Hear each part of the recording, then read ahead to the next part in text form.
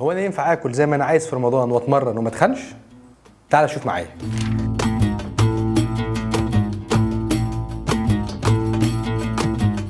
انا بقول لك اللي يقول لك الكلام ده اجري، انا جاي لك من جوه كلهم تخان، فكك من الكلام الفاضي ده خالص. مفيش حاجه اسمها اكل زي ما انا عايز، ما كانش حد غلب، كلنا بناكل زي ما احنا عايز وبنفشول. هتتمرن هتتعب اكتر. الحل الوحيد انك تمشي منطقي في رمضان انك تاكل ريزونبل ميلز، او مش هقول لك تمشي على نيوتريشن بلان، بس كل وجبات منطقيه. خد وجبتين او 3، فطار وسحور ووجبه في النص.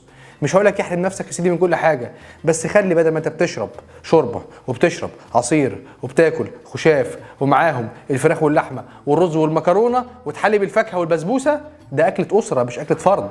فانت يا سيدي خد بورشن من البروتين، طبق رز صغير، بولة شوربه ومعاهم طبق سلطه وخلص الفطار.